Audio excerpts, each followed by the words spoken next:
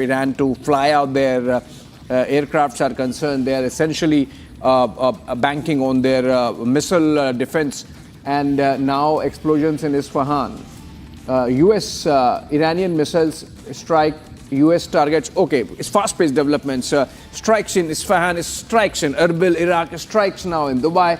And can we have the pictures? Dubai pictures are of a strike carried out by Iran and at a US base, and it seems like it has hit the target. Like, look at these pictures. This is right. It seems like a civilian area. We remember reports yesterday of Burj Khalifa having been evacuated, which means there were fears that it might escalate to a level where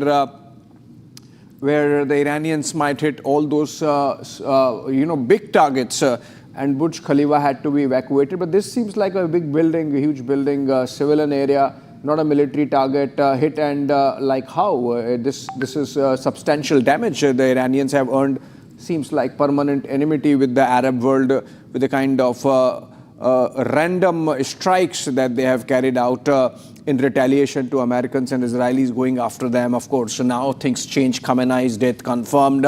All eyes now on who takes over next. A Guardian Council has been announced. Let's break that development also. That even as...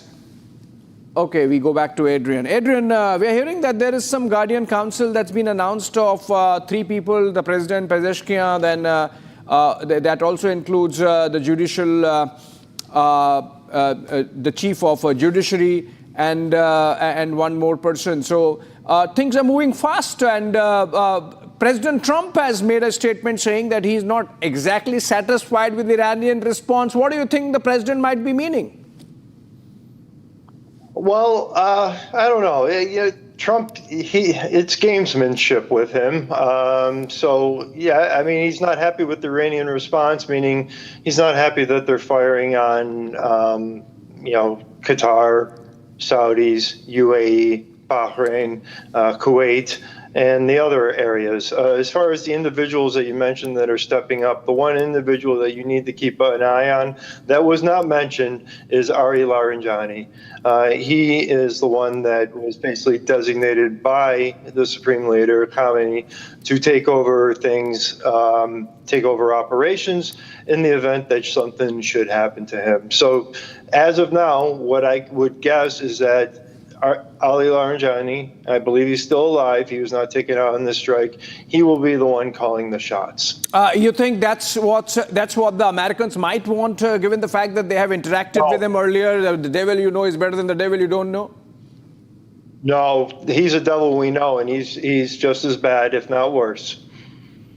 And that's why this regime, until you get down to the lower layers, when you have that whole upper structure, they're loyal to Khamenei. They have the same, the zealotry runs through all of them, and they're not going to change. You need to get down to the lower levels of the IRGC and members to look for defections. I think there's people that are on the ground in the streets that are very capable of running this country. There's plenty of people in the diaspora.